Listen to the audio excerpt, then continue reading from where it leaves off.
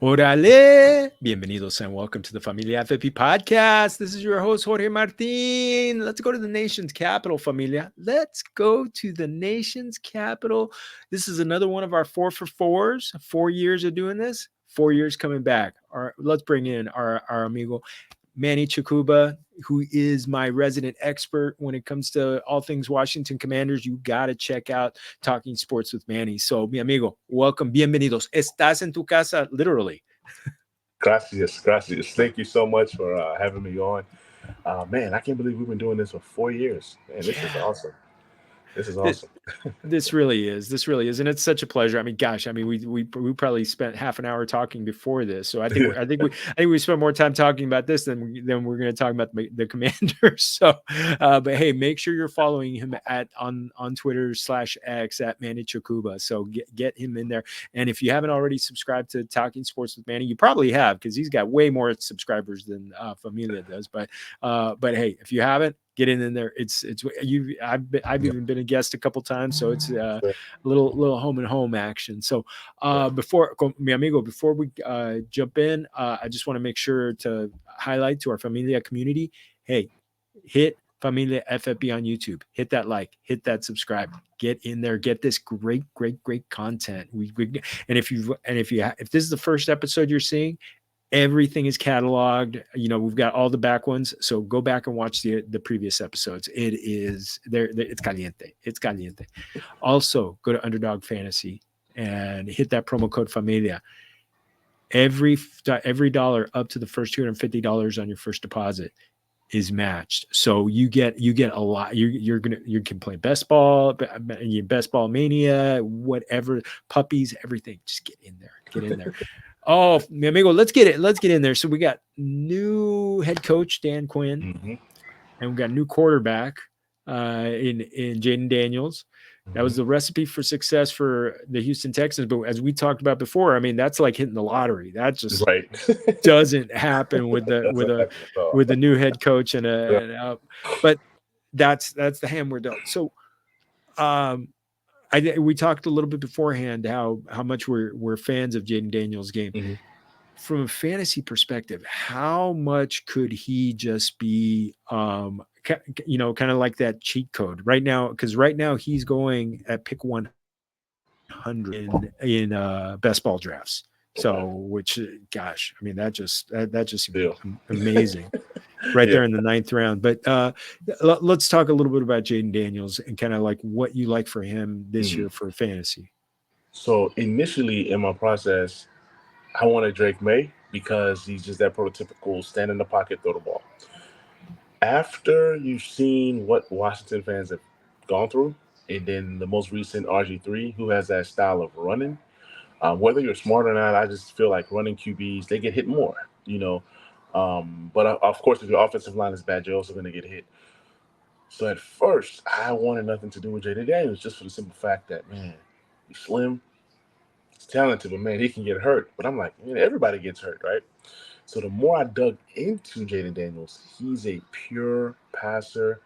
He has the length. He has the height. He's a big 6'4". And then he runs with stride. He runs like a gazelle. So from a fantasy perspective, man, when you're looking at this guy, he doesn't just take off and just run. He takes off when he has to, because he actually has an arm. So you have a guy, you can't compare him to Lamar. Lamar is like souped up Michael Vick. Like you thought, we were thinking that Michael Vick there'll never be another Michael Vick. And Lamar has come in and he's just like a joystick, right? But with Jayden Daniels, he's going to take off. And he has blazing speed, but what impresses me more about Jayden Daniels is his awareness. This guy, they says that they have like a simulation for this guy where he puts it on and just visualizes defenses and some technology like that. And then other people in the league are starting to look into it. So we can't be sharing our secrets with everybody, but he can read defenses, and that's something that you look for in a rookie QB. What coverage is going on, or where a player is supposed to go. So he's a studier. I mean, he's a guy who studies the game.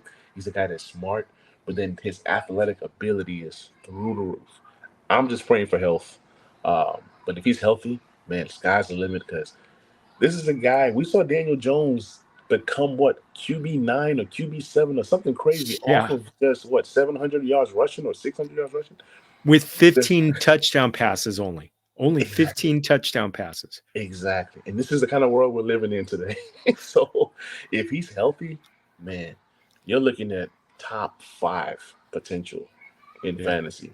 And you can't say that's crazy because with the kind of breakaway speed he has, if he gets anywhere close to 1,000 yards, you might be talking about QB1, QB2. I mean, I'm just being honest because the passing work is going to be there, and we don't know how good this guy could be. So in startups right now, I see him going in the early second, and I think that's where he should be going. That's where he should be going. I think he has an upside, and don't be surprised if he has a bigger fantasy year than Caleb Williams. Oh, he's my pick for rookie of the year. Yeah, he's Jayden Daniels is my pick for rookie of the year for it's the rushing upside, and the other part about it is I think the Commanders are rebuilding the defense, so I think they're going to be playing catch up sometimes, and it's going to be just bombs away with Jayden Daniels. So and whereas Caleb Williams, after I sat down with our amiga Carmen Vitale, she pointed out that's a good defense that they have. So they might not need him to do play street ball like he did last year. So that's why I think. Excuse me, compromiso. It's all good. So, I love the rushing upside. I love, and I just, as we talked about before, I want to see him slide. I don't want to see him take big hits. I mean, sometimes it seemed like he did the Cam Newton, put his shoulder, and it's like, you don't do that with NFL.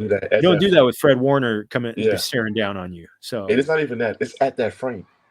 Yeah, I'm bigger than that guy. Look at that. You know? Sun's out, guns out, right, Manny? I'm saying, like he's a slim, slender guy. Yeah. Which maybe because of his frame, he's so fast.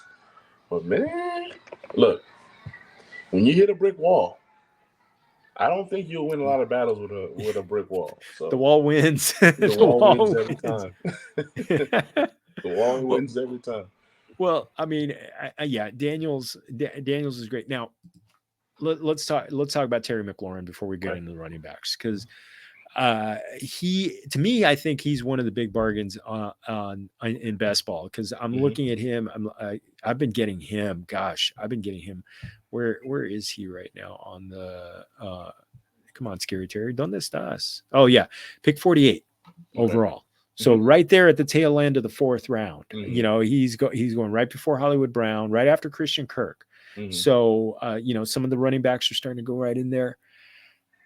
I mean, considering the fact that he's going to be the number 1 target, and with probably arguably the best quarterback he's going to play with, definitely not the best, not the highest draft capital though, because he and Jayden Daniels and Carson Wentz both went 102. What kind of year are we looking at with Terry McLaurin? If everything goes well, let's say they have a connection, right? Let's say they have a connection. You can say something similar to what DJ Moore did last year. Oh, wow. And if that happens, that could be amazing. Like, I mean, if they have a connection, right, there's no doubt in my mind that Terry can reach 1,400 yards, 1,500 yards. And then the touchdown upside, see, the thing with Terry is, you look through his numbers, he's never had more than 7 touchdowns. He's, really struggled to score. And that's just his QB. A lot of the touchdowns that Terry has is that he had to, literally catch it and run it in there. There's not a lot of touchdowns in the end zone. There's not a lot of, like those Heineke years, man, it was like throwing ducks and then he's dodging people. He's one of the best contested catch guys in the league at his size and his frame. And the thing is, Terry's a burner.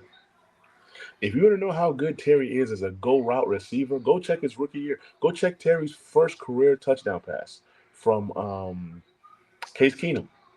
Oh, yes, I remember that. Yeah, that's when I knew this guy. I ended up picking him up because of that pass. Yeah, versus the Eagles. He just ran, and he's a burner. He has the 4.3 speed, 4.4 speed. He's really good. So if you have a guy like Jayden Daniels, like we saw flashes with Sam Howell, would throw the ball to Terry in stride, caught the ball, boom, boom, scored a touchdown. There's no doubt in my mind. I don't want to say 1,500 yards, but he can get there. I'm gonna say 1,400 yards. I don't think that's asking for too much. And if the targets is there, let's just even say 140 targets, which I don't think he's ever had that many. But out of 140 targets, 100 of those are catchable because Terry doesn't drop passes. So you can say 100 catches, close to that, or close to 1,400 yards, and you can say close to, I want to say more than 7 touchdowns. And you know what? That's only 10 more targets than he had last year. You see? But more catchable targets. I Yeah. mean, he was 79 catches on 130 targets last year. Mm-hmm. You up the targets by 10 and maybe you get More 15. accurate passes, And I'm only saying 140 because Terry's not a selfish guy. But this could be the selfish year. Like Jayden Daniels could be looking at this guy and saying, "Man, I was excited to come here to play with this guy." And let's say that the next guy we're going to talk about, I don't know if we're going to talk about that guy, but let's say yes, that we are. let's say some of the other guys don't produce as much, then he's going to get crazy targets. More targets, the more better. Oh man, well let's talk about that other guy, Jahan Dotson. Mm-hmm. Disappointing year last year. I mean, he's going his number cratered. He's down picked 136 right now. So that's the 12th middle, early to the mid 12th round. When you look at but you look at him, the talent, and he won some people leagues in the 2022 season mm-hmm. where he got the touchdowns during championship mm-hmm. weeks. What are we looking for in a bounce back year from him? Potential. So similar to Terry, not the numbers, but the upside. Yeah. Because people have been saying that Jayden Daniels' skill set fits with what Jahan Dotson does best. And Jahan Dotson is a guy, he can be a burner. He can be a guy that can catch the ball in stride, make some moves, but he's not a bubble screen guy. He's not let me throw him the ball and let him do all this. That's not him. He's a guy that can run, turn, catch the ball, spin, and take off. We've seen that in his rookie year. We saw this guy catch the ball, spin. We saw this guy go deep, catch 40-yard passes. We saw this guy, this guy was a red zone machine. He won us a game versus Jacksonville. He's elusive. He knows how to work in these tight spaces. So it's like, again, with Terry and with Jahan Dotson, is the chemistry going to be there? And if the chemistry is there, there's no doubt in my mind that he can be a 1,000-yard type guy. Now, it all depends on what Terry does. I'm not saying Terry goes for 1,400, Jahan goes for 1,000, all in the same, but it's all feasible, especially with the team being in comeback mode, especially with the team. They're going to have to pass the ball a lot. You're going to see, these guys are going to get open. They're talented. If these guys have been working out during the offseason, and it's asking for a lot from a rookie to come in and support 2 receivers. Right. But even if Jahan Dotson gets 700 to 800 yards, that's a major, major improvement, major upgrade. And then if the touchdown upside is there, like how he, kind of played his rookie year, it just bodes well for fantasy. Like even if he's a flex, even if he's a bye week replacement, or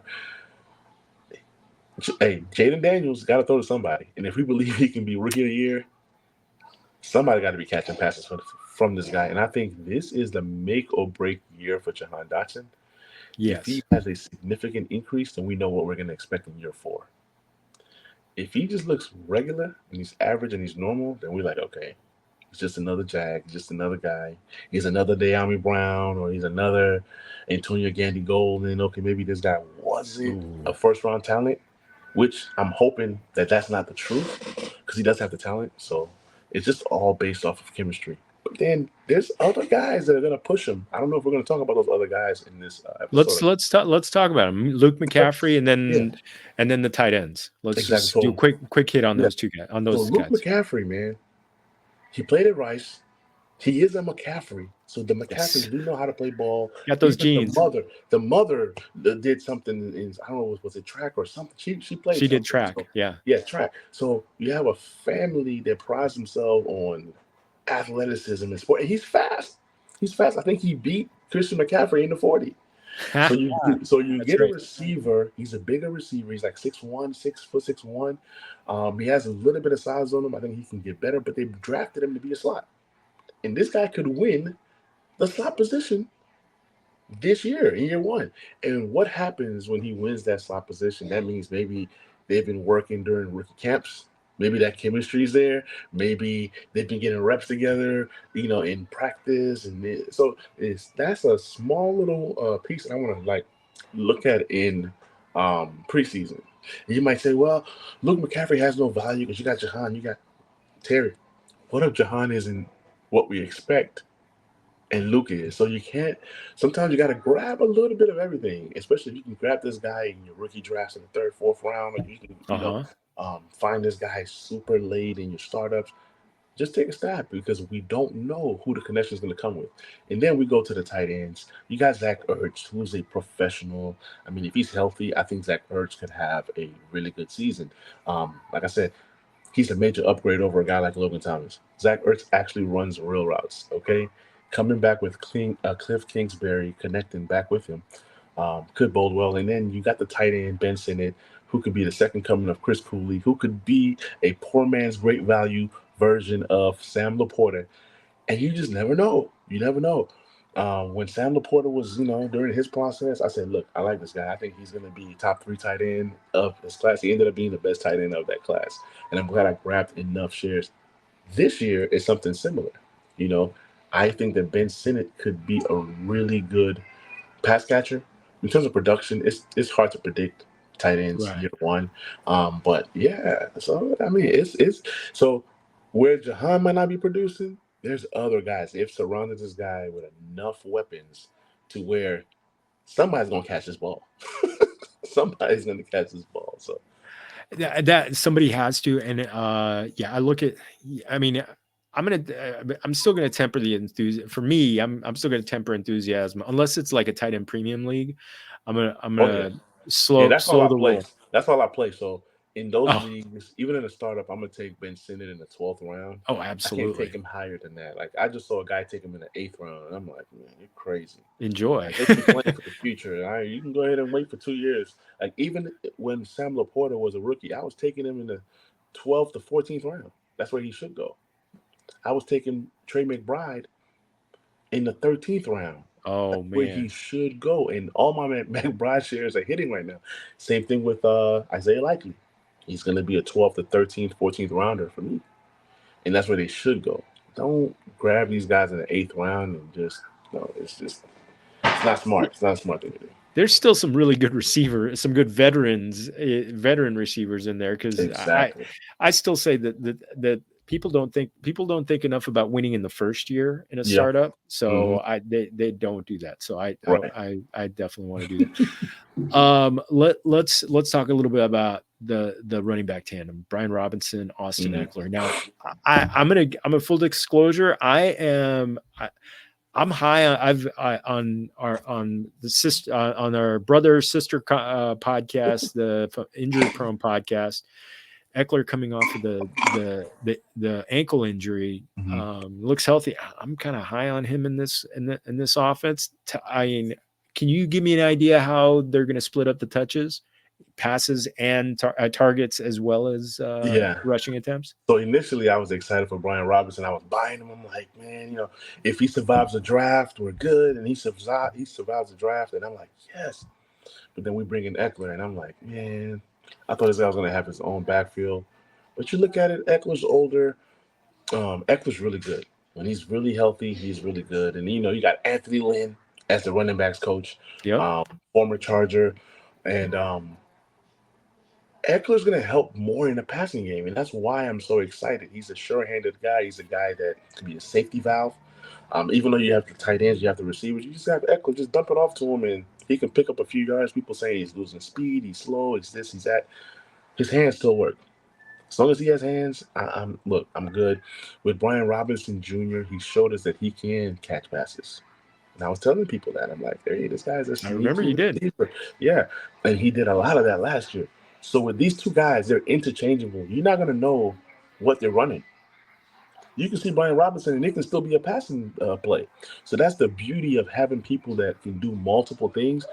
I think it's a 50-50 right now. You can't say Brian Robinson is getting all the goal line touches.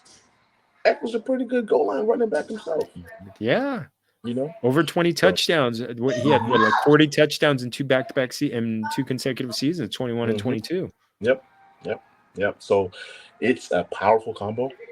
Eckler's still one of the strongest guys in the league. So yeah, I love the combo. And then, but what I would tell people in a dynasty, be very, very careful with this backfield. Don't invest too much because I do feel like they draft their back of the future in the powerful 25 draft next year. So that's something to look Oh at. yeah. But as for this year, you're gonna enjoy having Brian Robinson and Eckler on your squad. I lean more Robinson than Eckler. My podcast partner picks Eckler over Robinson because he feels like Eckler could be right back where he left off.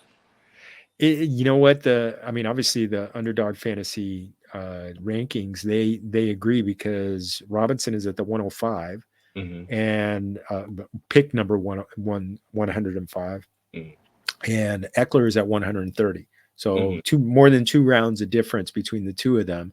Yep. I love the value of Eckler I love the value of both of them. Both of them. Yeah. I feel like at best you're picking Brian Robinson as your RB3 Mm-hmm. and Eckler maybe your RB4. I'm Mm-hmm. taking that shot. Yeah, I'm absolutely. taking that shot. Yeah. Absolutely. I mean, I traded a second for Eckler in the offseason before I knew where he was going. That's just me telling you I still believe in the talent. I think I traded 2 seconds for Eckler. Might have been too much, but it was a championship caliber team that I had, and I don't know how I made it with Jerome Ford and I don't know who else I had at running back. I had like so many receivers and backup receivers that are starters. So I said, okay, let me just invest in Eckler. So I traded 211 and in a future second. I think he's still really good. It's just all about situation. So after I seen the situation, I'm like, oh, I shouldn't have made that trade. But it happens. Oh It man. happens. Yeah. But I think both guys get love. It could be a very annoying backfield in terms of fantasy, but in real life, fans are happy. Oh, Fans are definitely happy. and you know what? Cliff Kings. You talked about Cliff Kingsbury. Loves a high octane, not only a high octane offense, but they're quick striking. They do. Mm-hmm. They're going to run a lot of plays, Mm-hmm. and so that to me, that's the thing I love about this offense. That's why I think they're going to score quite a few points. Imagine this: Talk to me. You got me. Brian Robinson and Austin Eckler in the backfield at the same time. Oh, little pony package. Who's the fullback? It could be I formation. Who's the fullback? It can be a wheel route. It can be both guys. I mean, it can get really creative. And today I was listening to a podcast by Lake Lewis, who covers the Commanders. He said that who's that receiver? Luke McCaffrey was taking handoffs Oh, out of the backfield, glorious. and they drafted him to be a slot receiver. So it's telling me that Luke is more shifty than what we think. And some people are saying that Luke should be the punt returner. So that means he's more shifty than what we think. That means he has more yak ability than what people think. But I just want to throw that out there. So for them to be doing that, that means they want to have emphasis on the run. Yeah, I mean, even though it's going to be a Jayden Daniels show, I mean, think about it though. The last time the Commanders had a running QB, the pistol offense was created. Yes. Am I going to hand it to you? Am I going to run? So those kinds of QBs do help these running backs. Like where he's holding it last minute. Am I giving it to you? Am I pulling it back? Defenses are confused. Okay, I'm going to hand it off to you. He takes off. Brian Robinson took off for chunks of yards last year. And even Eckler that you're saying is slower and this. And that pistol offense, not knowing who's doing what or where people are going, it could work. I totally agree. I think that's gonna be. You got me more fired up about this offense than I was before. Though, we talked about it. There's a little bit of a fly in the ointment. The offensive line. There's no real big efforts to improve the offensive line. How much of a worry could that be? All right. So the biggest thing is the blind side. They did nothing. You were thinking maybe in the second round you go grab a stud left tackle, but they felt like the left tackles they were all about the same. They opted to trade back and get a stud corner and then another player here, a tight end, and this and that. So what that's telling me is they trust Cornelius Lucas, which I don't trust him. and there's a reason why I'm not coaching. Obviously I don't know what I'm talking about. But they trust Cornelius Lucas, who's a swing tackle. He's better at the right side than the left side. And then they drafted a rookie in the middle rounds that they believe in. But come on, man, a middle round left tackle to protect your asset in Jayden Daniels, that doesn't make sense. And then you still have guys out there like the guy from Green Bay, can't pronounce his name, Bakhtiari or something like that. Oh yeah, He's available. So you have some guys that are available that are vets that can come in and just take the job. But they did bring in a Pro Bowl caliber center from Dallas. Can't think of his name right now. So that did improve. Yeah. Biotish. Mm-hmm. So he was a former Pro Bowler at the center, and then Cosme is a really good right guard or left guard, wherever you place him, he's really good. So they have pieces. I'll say 2 out of the 5, or maybe 2.5 out of the 5 is solid, and everything else is patchwork, which is scary. They brought in everybody that they have brought in have been like depth pieces. I don't want to get too excited because the last time we got excited, we were stuck with 2 dinosaurs in Norwell and Trey Turner. That were just terrible. That we got for cheap, former All Pro and Pro Bowler, and you get excited about the past accolades of these guys, and then they come in and you're like, man, this is bad. There's a reason they were free agents. Exactly.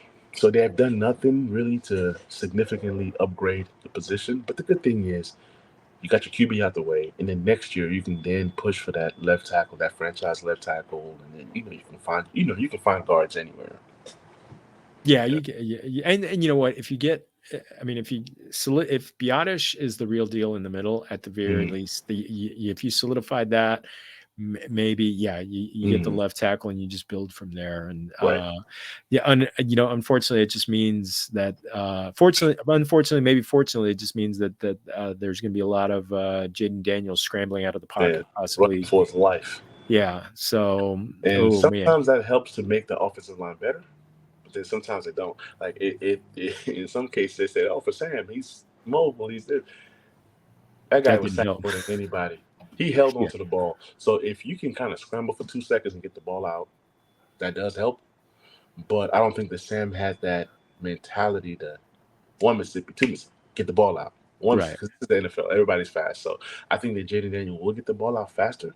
I can almost bank that Jayden Daniels will not be sacked as much as Sam Howell. I could see. Well, he's so much faster. He's so much faster. He can take off, and then he can get the ball out quick. Like, just imagine a quick little scramble. Boom, he hits a 60-yard strike to Terry or something, So that can also happen as well. If he can throw off the run, that's the next. Oh, man. If he can throw off the run, then it's just game over. Doesn't matter what the offensive line looks like, so to speak.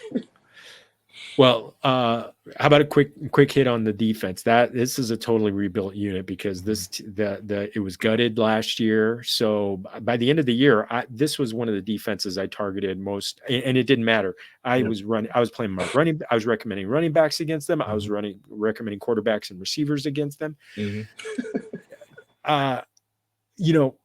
Dan Quinn being a defensive mastermind, so he could coach this unit up to maybe not the 32, but maybe up to 20 or something like that. Where are they stronger and weaker versus the run or the pass? So it's gonna be I don't know. This is why the strength of your team was the defensive line, right? You let Montez Sweat go, you let Chase Young go. Even though Chase Young wasn't what he used to be, as a unit, that unit should have been pretty good last year. They weren't, they were solid. Chase had some sacks. Montez was having a career season, and they let him go, which is shocking. But you still got the 2 guys in the middle, right? You have Payne, you have Allen. You drafted a guy in the 2nd round that should have gone in the middle of the 1st round. I can't think of his name right now. While you're talking, I'm gonna find him. Yeah, find him. He's a big boy, and he could be the next best thing. So the strength is those defensive tackles. So you can automatically say they should be able to shut down the run. They should be, right? The team's weakest position last year is now the team's strongest position, which is the linebacking core. Right. They've added Frankie Louvu, who's an up and coming star. He's a rising star, and you're going to see it. He's a guy that attacks the QBs. He attacks the run on the way to the QBs. So he's a guy that he gets sacks. He might be the middle linebacker. He might be the strong linebacker. I mean, he does a little bit of everything. And then you bring in Bobby Wagner, who's a constant professional. Yeah. Bobby's, I mean, all pro. He'll be All the pro adult Bobby. in the room. You By know the way, what it I'm was saying? Jerzon Newton. Is that Yep, who you were Zahn thinking Newton. Yep. about? They call him Johnny or something like that. He is a beast. Go look at his tape. He's a guy that should not have been here in the second round, all because of medicals or something like that. So you add him to Payne and Allen. Then you have Mathis that you drafted in the second round a couple years ago, but he's been down because of injury. So that defensive tackle room is probably, I'll say, the best in the NFL. I can't find a better defensive tackle room. Because when you look at that Newton tape, you're gonna say, how did the Commanders get this guy? And they got him in the second round. So you add him to that group. You're gonna see a 5-man front sometimes. You might see a 3-4. Dan Quinn is crazy. You don't know what he's about to run with all these defensive tackles. Like, why the heck do you have so many defensive tackles? You're gonna see a 3 defensive tackle front. You're gonna see, a 5-man, 5-2. You're going to see so many different exotic looks. And the thing is, they actually have linebackers now. Jamin Davis, they're talking about him like a Micah Parsons. I'm not saying they're the same talent-wise. I'm saying they're going to be used the same. Jamin Davis, his strength is getting to the QB. So he's going to be used as such. So does that mean he plays some defensive end? I don't know. He's not athletic enough or smart enough to kind of cover, but he can get to the QB. So the defense could be exotic. I'm not saying they're going to stop anybody. What we did in the edge is just a bunch of has-beens, a bunch of guys, a bunch of jags, but they're going to mix it all in and throw a lot of fresh bodies out there. Like guys like Cleveland Farrell, and I mean, we just grabbed a bunch of guys. Right. And we're going to just rotate in and out. But the cool thing is that the linebackers will be asked to attack the QB. And if that's the case, I can see a lot of blitz happening. And then we talk about the back end. They add the defensive back from Michigan. His name is hard to say. But he's another guy who should have gone in the first round. We grabbed him in the second round. They call him the best nickel in the draft. And then you got Quan Martin, and then you have, so the secondary should be better, even though we lost a guy like Cam, what's his name? Cam Curl. Oh yeah. We were able to add a Chin. We added Chin to the Jeremy Chin to the group. So Jeremy Chin was a guy that came second in defensive rookie of the year behind Chase Young. So this defense is going to be a piece together. And then the cool thing is that everybody got 1-year deals. It's making it NFL, or you're going to be out the league. So that's motivation. Like I said, I don't know what to say about the defense. There's a bunch of guys that are hungry. There's a bunch of bodies. The defense is deep. Can it translate? Can Emmanuel Forbes be a Trayvon Diggs type of player? Because he's a guy who's going to gamble. So when you're looking at Dan Quinn and what he did in Dallas, a lot of the traits are here. You have your Jamin Davis, who can do some of the things that Michael Parsons can do. You have Emmanuel Forbes, who's built in the mold of a Trayvon Diggs. Can they take those players and cultivate these skills to bring out the best in them? Joe Witt, he's a crazy, crazy guy. He says he wants to literally kill the QBs. He said something similar in his press conference. So when you hear Joe Witt, it fires you up. You want to run through a brick wall for that guy. But are the right pieces here? Can you kind of solve the jigsaw puzzle? I don't know. But what I do know is that the players that are here are definitely hungrier than the players that left the year before. So the defense is it's an overhaul. I think it's only like 2 or 3 guys returning. Right. And it's just everybody's new, whether you're a rookie, whether you're a vet. So, and it's all 1-year deals. Like if you don't get in line, if you don't plug into the system, the program, you're out. Yeah, it's like they say, the NFL, it's not for long. If you don't make the plays. So love it, mi amigo. This it's always awesome for us to catch up. Absolutely. Hey, well, you know what? I'm not going to let you off the hook without without a little Mexican food talk. What's in your rotation? Anything you're could be something you're eating out or something that you're grilling Mhm. on your own. Talk to me. Oh, so I made carne asada for the first time.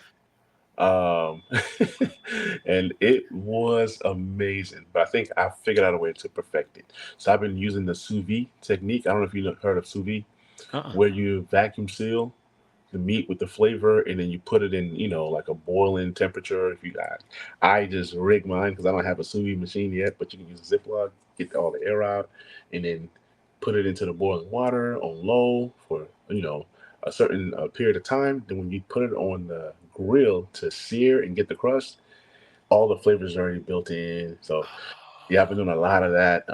But yeah, what I am gonna try is some different taco spots. In Nashville, there's tons and tons and tons. I want to try different kinds of tacos and Great food city. yeah, with like stuff like a taco with like with a mango salsa. I think that's my next adventure is just venturing out and trying different Mexican tacos around the city. Especially when I mean, Nashville's so well, Nashville and Tennessee is so well known for barbecue. Oh yeah, Hell, barbecue taco, with the signature barbecue tacos, try it. And I want you to, you know what? You got my number. Text me when you do that. And, all right. give me Taco. a little envy pictures. I So got, yeah, so a little food envy. So I got you, brother. mi amigo, thank you so much. Hey, pump anything you got coming up. Absolutely. So I'm still with Dynasty Overload podcast. Is a fantasy podcast. We do a lot of Dynasty talk there.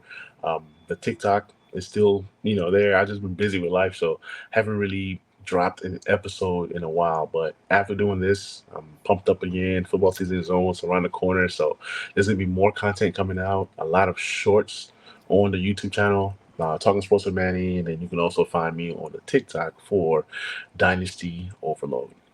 Oh man, and you found what I'm so glad that our amigo Robbie Johnson, connected us. So we get it. So the great find for me. So not only that, but I consider you a buen amigo. So thank you, Manny. Likewise. Bottom of my heart, muchas gracias for joining us, and muchas gracias to all our amigos and amigas, all our Familia community for joining us. Make sure again that you're following Familia FFB on YouTube. Hit that like, hit that subscribe. Go watch back episodes. You're getting some of the best information that's getting you ready for your drafts. And while you're doing, use that information on Underdog Fantasy Drafts. So use that promo code Familia. Every dollar on your first deposit up to $250, you get matched. So get in there. Otra vez, muchas gracias everybody for joining us. And remember, todos somos familia. Salud. Sir.